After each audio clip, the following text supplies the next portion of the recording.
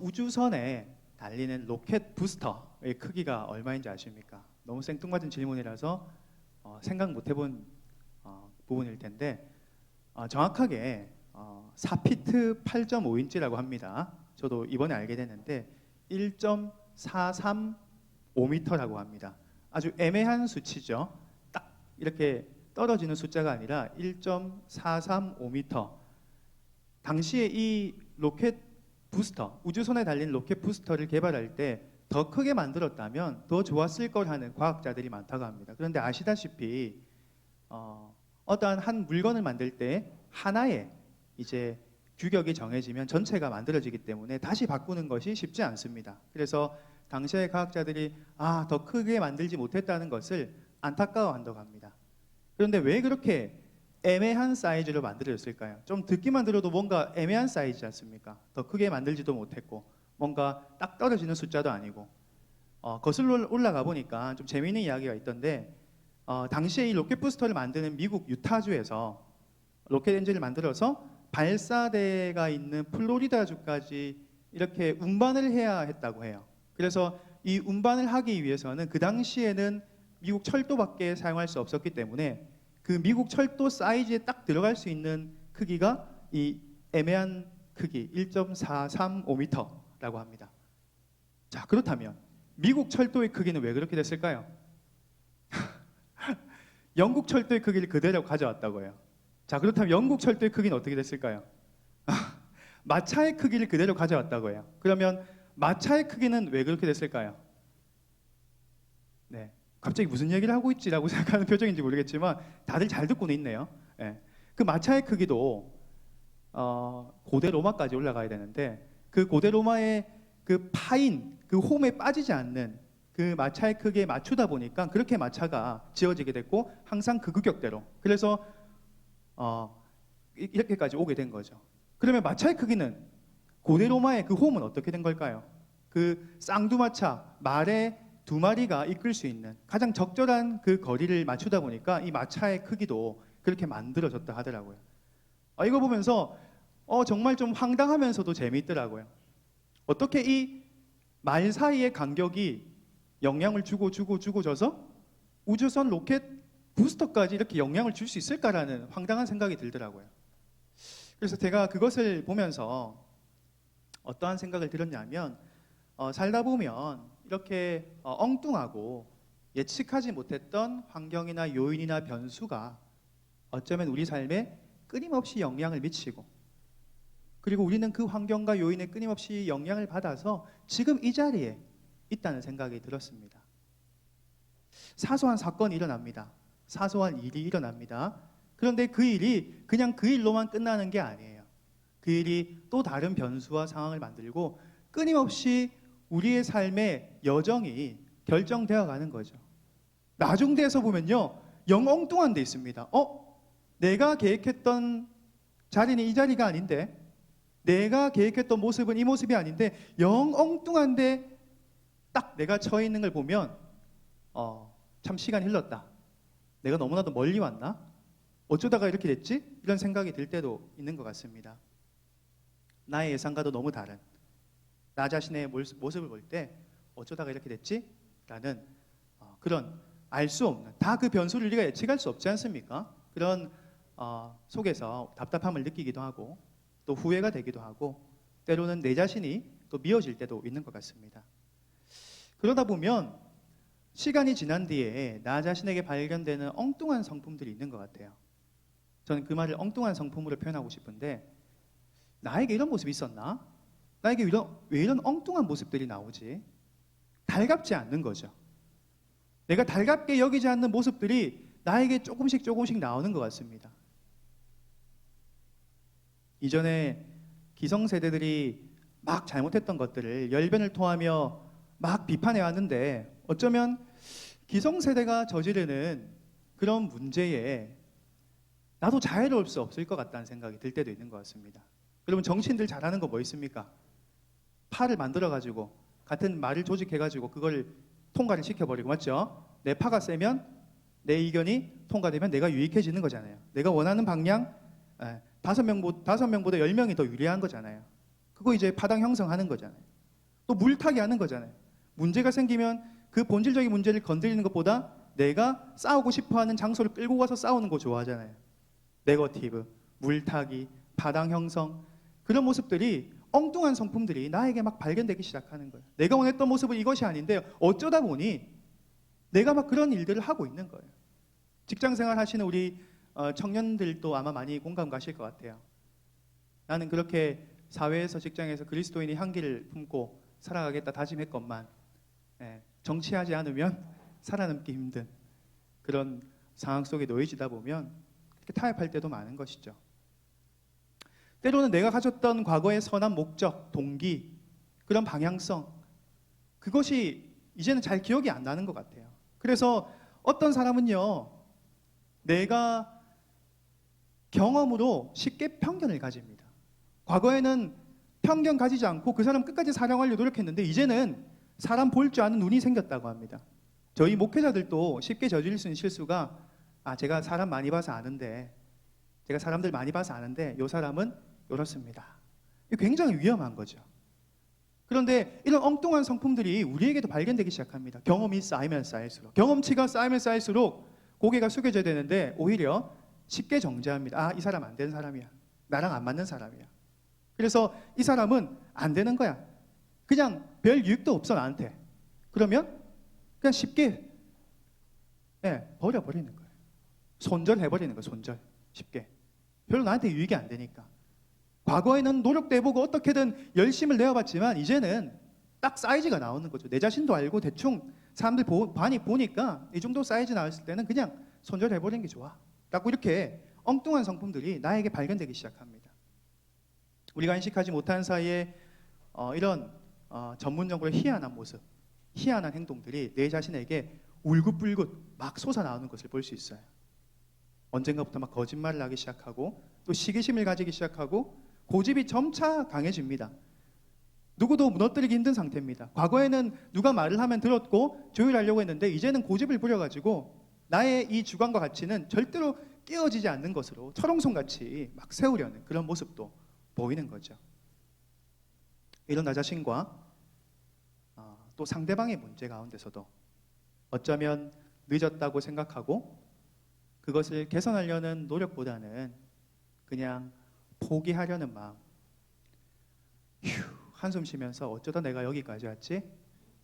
내가 원한 건 이런 모습이 아닌데, 내가 원했던 이 30대 모습 이런 모습이 아닌데라고 한숨 지으며 어쩌면 좀 포기해버리는 그런 마음이 많았진 않습니까? 그래서 때로는 이 무기력하고 절망하고 이 나태한 마음을 다른 은밀한 죄악으로 해소해보려는 그런 타개책을, 그런 잘못된 길을 걸어갈 때도 있는 것 같습니다. 그래서 이러한 죄악들에 더 빠지게 되고, 죄는요 달콤하기 때문에 더 큰 중독으로 빠지게 합니다. 그 습성이 남아서 배어서 또 다른 죄를 양산해내는 죄의 심각성을 여러분들이 다 경험해 보셨을 거예요. 안타까운 일이죠. 마치 이 아까 처음에 이야기했듯이 누가 이 마차의 크기가 우주선까지 영향을 미쳤다고 생각할 수 있겠습니까? 수많은 사건과 요인들이 나를 이렇게 멀리까지 오게 만들었고 엉뚱한 것까지 오게 만들었고 나는 여기서 이제 갈 바를 알지 못하고 그냥 주저앉아 버리는 그런 상황 속에 내려져 있는 것 같습니다. 아마 이런 답 없는 모습은 가끔 이런 생각도 들어요. 하나님께서도 나를 별로 좋게 여기지 않으실 것 같은데, 이미 포기하셨나? 내가 포기하신 거 모르는 건가? 하나님이 이미 나를 포기했다고 했는데 내가 눈치가 없어서 그걸 모르고 있는 건가? 하나님 알려주세요. 나를 포기했으면 빨리 알려주세요. 딴 분께 빨리 가보게. 뭐 이런 생각 들지도 모르겠어요. 여러분 반드시 기억하시기 바랍니다. 여러분들이 멀리까지 왔다고 여기는 그때에 내가 답이 없는 상황 가운데 점차 변질돼 가고 있는 그때일지라도 하나님께서 여러분들 절대로 포기하지 아니하시고 끝까지 쫓아오시고 끝까지 찾아오신다는 사실을 믿으시기 바랍니다.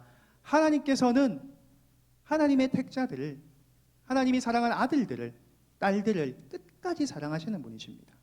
우리는 우리 인생을 포기해버리고 싶을 때도 있습니다. 하지만 하나님께서는 결코 우리의 인생을 포기하지 아니하십니다. 끝까지 쫓아오시고 악한 것, 약한 것 투성이지만 그 귀하신 성품, 그 고견하신 마음으로 우리를 포기하지 아니하시는 하나님이심을 믿으시길 바랍니다.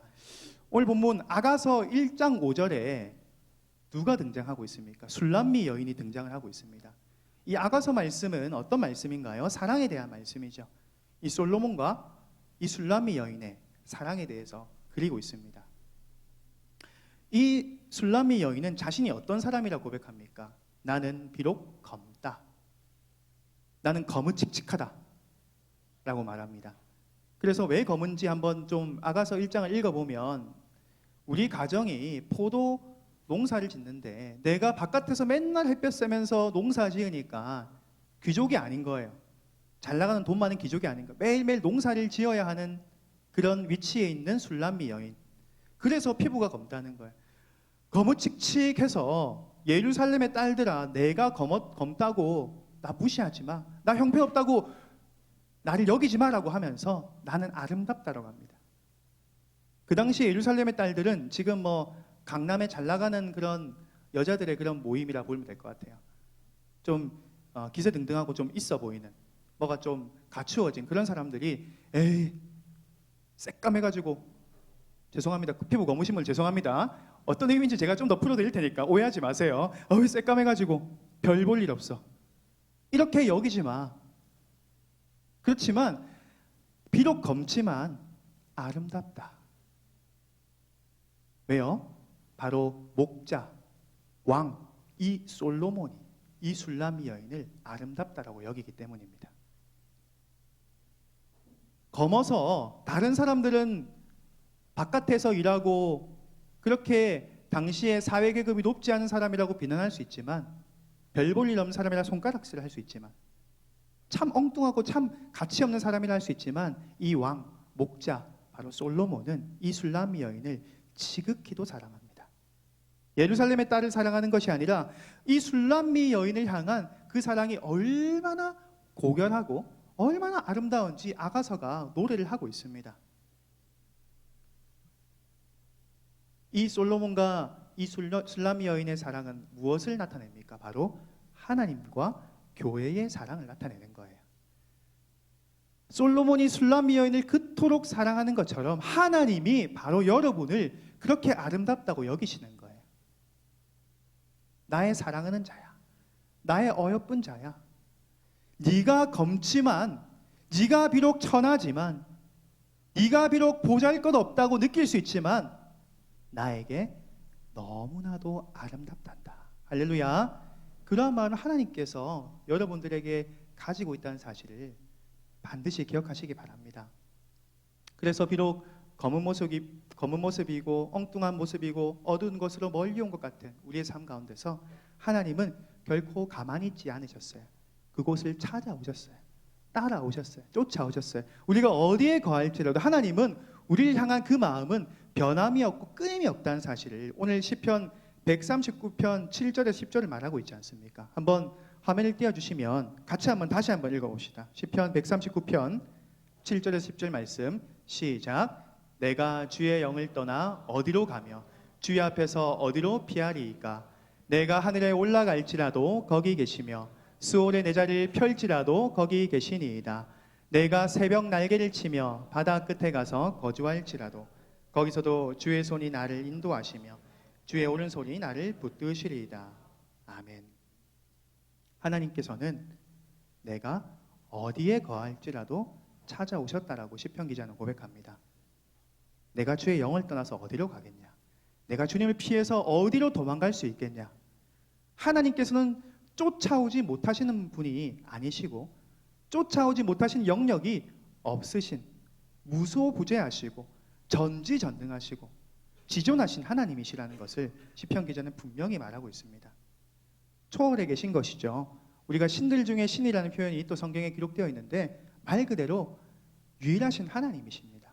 내가 바다 깊은 곳에 거할지라도, 이 바다 끝이라는 것은 굉장히 절망적인 상황을 대표적으로 나타낼 때 시편에 자주 사용되는 그런 비유적인 표현인데, 바다 끝에 거할지라도, 끝에 악의 절망적인 상황에 거할지라도 하나님께서는 그 가운데 찾아오시고, 내가 천국에 있을지라도 스올에 내려갈지라도 하나님께서는 함께 하신다. 하나님께서는 쫓아오신다, 찾아오신다 라는 사실을 분명히 말씀하고 있다는 겁니다. 저희 집에 아기가 있습니다. 3살 먹은 아기가 있는데 한창 지발로 지가 뛰어다니는 걸 굉장히 좋아하는 시기예요. 그래서 좀 변덕스러운데, 어떤 변덕스러운 성품이 있냐면 저를 보면요, 좋아서 막 안겨요. 막 애착을 하다가도 금방 저에게 실증을 느끼거든요. 그래서 막 밀어요. 막 너무 좋아가지고 막 하다가 막 밀어요. 아우, 좀 아빠 그만 좀 나 안아줘. 그래서 막 쫓아가요. 저는 그런 변덕스러운 거 좋아합니다. 이렇게 했다가도 약간 이상한 사람처럼 보일지 모르겠지만 멀리 가요. 그랬다가 또 저가 보고 싶으면 또 애착을 막 가져요. 막 또 안아요. 그러다가 또 멀리 가요. 저는 그걸 다 받아줘요. 내가 질리는가? 내가 질리는 그런 스타일인가? 막 안아줬다가 또 멀리 갔다가, 저는 그런 변덕스러운 모습이 또 우리의 모습이 아닐까라는 생각도 들지만, 안았다가 또 멀리 뛰어가는 거 좋아요. 이제 발이 이제 힘이 붙어가지고 지가 스스로 걷기 시작하고 뛰기 시작하거든요. 얼마나 재밌겠습니까? 그런데도 멀리 가다 보니까 이게 답이 없으니까 나한테 또 저한테 와요. 안겨요. 저희 집이 이제 교회 근처로 이사를 오게 됐는데 주차장 바로 옆에 있어가지고 주차장 나오고 뛰어가는 걸 되게 좋아해요. 그때는 완전히 고삐 풀린 망아지처럼 막 정신없이 뛰어가요. 그리고 타요를 좋아하는데 버스만 보면 환장을 하거든요. 요 지역의 동네 버스가 타요처럼 보이는 거예요. 버스에게 달려가요. 저는 어떻게 하겠습니까? 그때 아빠로서 아들을 쫓아가는 거예요. 아들이 혹시 차에 부딪힐까? 혹시 오토바이도 갑자기 나와가지고 부딪힐까? 혹시 다른 아저씨가 와서 갑자기 데리고 갈까? 저는 그것을 두 손 두 발 놓고 그냥 있을 수가 없는 거예요. 집에 있으면 그나마 안심이 되지만 바깥에 나갔을 때는 저는 불안해서 아들을 막 이런 엉거주춤한 자세로 계속 쫓아가는 거예요. 어이구 잠깐 어이구 무릎이 뭔가 이렇게 굽혀져가지고 갑자기 바로 어떤 문제가 생겨도 내가 대처할 수 있는 그런 마음을 가지고, 제가 그 아들을 사랑하는 마음을 누구와 비교할 수 있겠습니까? 바로 하나님이 이런 마음을 가지고 계실 것 같아요. 하나님 사랑해 하면서 품었다가 하나님 밀어내면서 도망가는 우리의 변덕스러운 우리를 그래도 사랑해 주시고, 전 너무 좋거든요. 그렇게 해도 밉지가 않아요. 사랑스러워. 그리고 세상 가운데로 나가서 바보같이 막 차를 향해 돌진해가는 그 아들을 저는 어떤 초능력적인 기질을 발휘해서라도 지켜낼 그런 마음이 있거든요. 마찬가지로 하나님이 그런 마음을 가지고 계신다는 거죠. 내가 그 어렵고 힘들고 무서운 상황 가운데 거할지라도 하나님께서는 나를 끊임없이 쫓아오는 겁니다. 집중해서 내 아이에게 어떤 일이 생기지 않을까, 그 사랑하는 마음으로 끊임없이 그 거룩한 발걸음으로 쫓아오신다는 거죠. 이 시간 함께 한번 찬양을 한번 해볼 텐데, 여러분들 잘 모르는 찬양일 수 있는데 제가 먼저 한번 이 후렴을 같이 부르면 한번 같이 한번 배워봤으면 좋겠어요. 이 아가서의 말씀으로 찬양을 한번 이렇게 나온 것인데 한번 같이 한번 불러봅시다.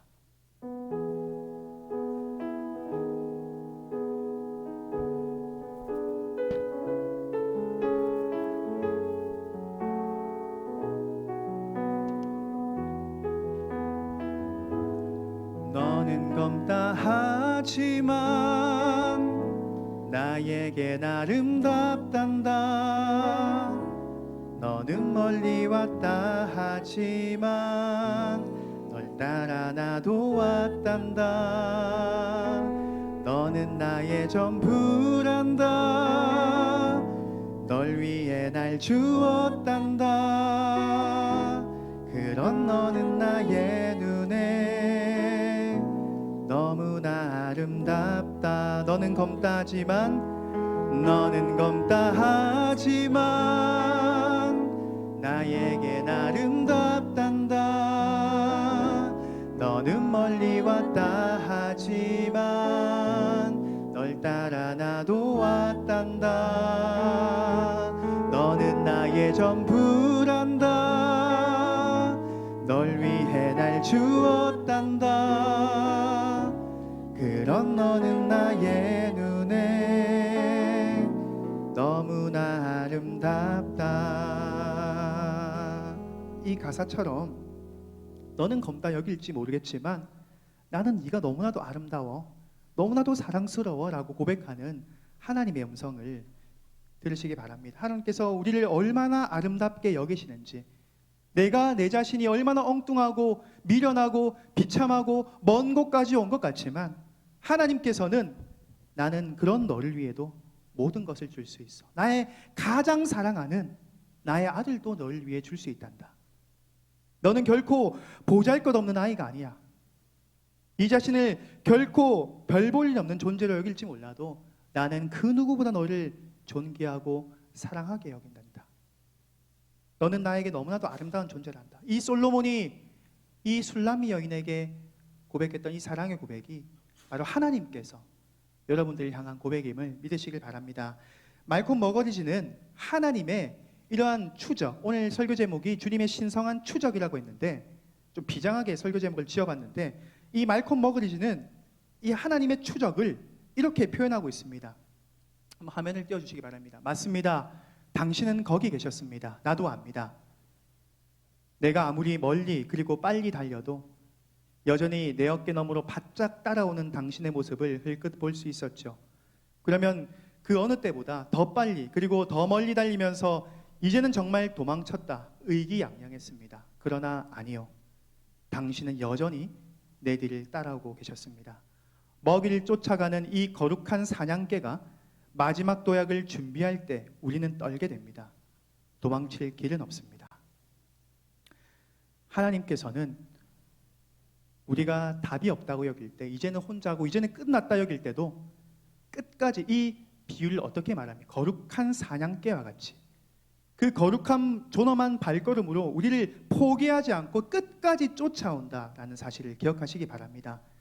마지막 도약을 준비할 때 우리는 떨게 됩니다. 하나님의 만남과 임재가 가장 비참한 그 자리에서 이루어질 수 있다는 사실을 기억하시기 바랍니다. 어떤 아주 판타스틱한 그런 자리에서 하나님을 만날 것을 여러분은 꿈꾸고 계십니까? 아닙니다. 여러분이 생각하는 가장 그런 비참한 자리, 다 떠난 것 같고 엉뚱하고 너무 멀리 온 것 같은 그 자리에 하나님을 만날 수 있는 최적의 자리라는 것을 기억하시기 바랍니다. 이 말콤 머거리지가 그렇게 간증을 했지 않습니까? 주님의 추적이 마치 무섭게 느껴지는 것처럼 이야기를 하고 있습니다.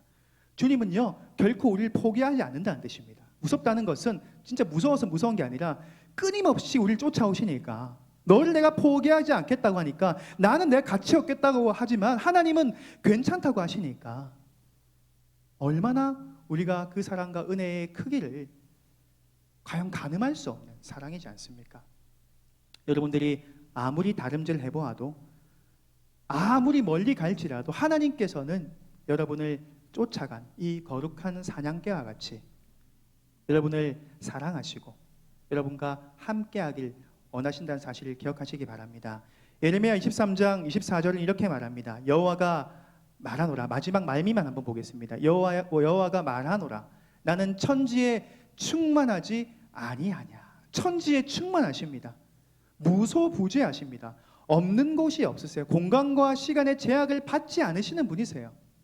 천지에 충만한 하나님께서 여러분들이 어디에 거하든, 저 사막 끝에 거하든, 저 추운 지역에 거하든, 어떠한 장소와 시간 가운데 있든 주님께서는 여러분들을 신성한 추적으로 찾아오신다는 사실을 기억하시기 바랍니다. 그래서 지금 나의 삶이 혹시 이런 검다고 여기는 이 술람미 여인과 같은 삶입니까? 나는 검다.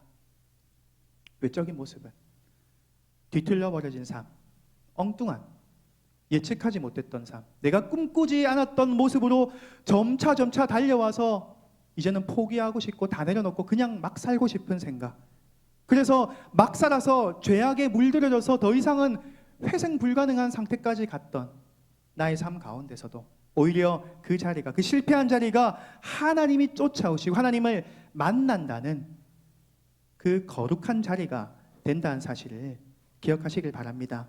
그래서 오히려 멀리 왔다고 생각할 때에 오히려 하나님의 은혜가 나에게 가까이 있음을 여러분들 반드시 기억하시길 바랍니다.